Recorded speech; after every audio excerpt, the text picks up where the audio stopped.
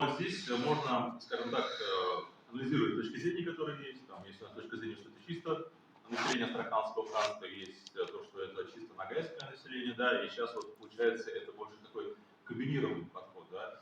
И в принципе согласен с Самиром, да, с того, что этот термин все-таки не носит такое этническое, скажем так, определение. Это скорее всего будет связано с тем, что под ним понимались первые подданные региональной администрации после вхождения этой территории в состав московского государства. Да?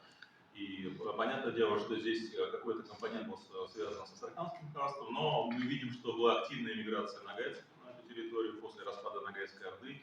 И неминуемо тоже, они вошли именно в это раннее определение, потому что мы знаем, что было дальше. Мы знаем, дальше было что.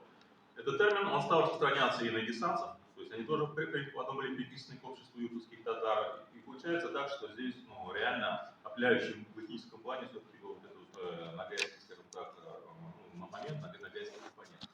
При этом вот в пику всех рассуждений, которые ставят нам ученые из Татарстана, в частности, да, относительно связи, да, вот именно населения Астраханского ханства и среднего Поволжья в контексте единой татарской нации, но мы здесь можем отметить какой момент. Понятное дело, что этот пояс был все-таки более ключевой, да, он был связан больше вот именно с ногайским стереотипом, и здесь как-то связывать эти процессы, взаимозавязывать, по-моему, неправильно методологически виде. Все-таки все, что было связано с этим регионом, оно связано было с ногайским этносом, с одной стороны, с трансформацией этих кочевников вот именно в течение развития этого региона. То есть это первый момент дискуссионный, который тоже можно было интересно посмотреть. Второй момент, это касается, конечно же, того, как определялась судьба вот именно ногайской группы в региональном контексте. Мы знаем, опять же, подход представителей ученых Казани, то, что они рассматривают это через формирование, вхождение в состав татарской нации. Это тоже очень интересно рассмотреть, потому что последнее выступление Ахмеда Аминовича на семинаре в Москве, он все-таки пока, скажем так, использовал больше такие социологические методы. Да? Он на основании интервью сделал хорошее выступление, но на самом деле здесь очень интересно рассматривать то, что мы называем, допустим, татарским проектом в контексте именно отношения и использования татар, я имею в виду средневековский, да, вот именно этот культурный контекст в российской имперской политике. Мы понимаем, что во многом, реально в силу того, что Казань была определенным центром, духовным, образовательным, и понятное дело, что многие, скажем так, продукты создавались там, они потом транслировались во многих городах. Это принималось, скажем так, и служило основой для того, чтобы воспроизводиться. В частности, ассоциация астраханских групп с татарской культурой и так далее, это происходило не в советский период, да, то есть это произошло намного раньше, именно через роль городов и в контексте этого всего взаимодействия между Казанью и такими городами, как Астрахань. То есть это тоже надо правильно подавать и рассматривать.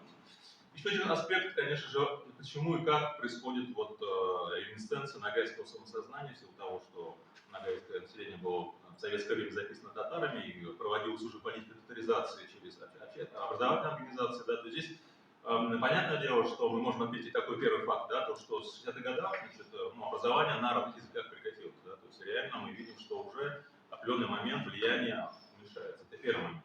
Второй момент, это, конечно же, 80-е годы, это период ренессанса, так называемого этнического. Мы видим, что реально те общественные лидеры, которые, на волне того, что возникает интерес к своей истории, да, просыпается этническое самосознание, любой человек, который начинает изучать свои корни, я имею в виду представители ютовцев, карагаши, он все равно входит именно в ногайскую историю. Мы видим, что других вариантов здесь не получается, и поэтому на волне подъема интереса к истории, к возрождению этнического самосознания, конечно же, ногайский стереотип получает здесь приоритет.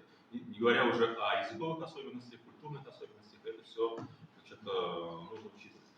Вот такие мои моменты. Я просто хотел обозначить то, что есть очень много вопросов, которые нужно исследовать комплексно. Еще одно предложение Центру ногайской культуры. Помимо того, что проводить серию таких мероприятий, возможно даже открыть юридическое отделение с представителями краеведов нашего региона, да, в разных национальностях, чтобы работать над кадрами, которые будут заниматься исследованием в этом направлении. Спасибо за внимание. Спасибо. Есть вопрос? Можно реплику? Мы уже во второй части, да, перешли? Да.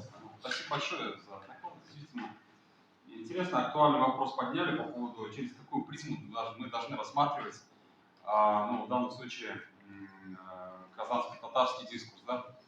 И здесь, мне кажется, важно понять о том, некое такое социально-ролевое положение, что ли, в рамках России, российского государства, Российской империи, потому что есть действительно, вот как я говорил в случае с башкирами, да, была перенята система, и она полностью как дополнила просто российскую государственность. А есть системы, которые полностью в данном случае являются порождением Российской империи. То есть результатом вот этого симбиоза как раз, симбиоза тюрко-мусульманского мира и русско-христианского мира, где и вот этот результат симбиоза как раз стало формирование этнического дискурса, ну, в данном случае, ну, если узко брать, казанских татар, если в широком смысле. Да, это интересно смотреть. То есть, потому что и сам термин, то он термин русской канцелярии, по большому счету. Сухой, не больше, не меньше, и все это прекрасно понимали и осознавали, что это термин канцелярский, да, государственного языка, которому пытались подражать те же самые сибирские царевичи и так далее, да, а потом, ну, в какой-то момент он стал этническим, то есть начал передаваться из поколения в поколение. Через этот призму, мне кажется, мы тоже должны вот осматривать и объяснять вот этот достаточно сложный процесс. Это понимается в научном сообществе, но важно, чтобы это как бы стало определенным образом пониматься в целом, да, вот и в политическом контексте, и я имею в виду и органы власти, и в целом сообществами, да. То есть, спасибо большое за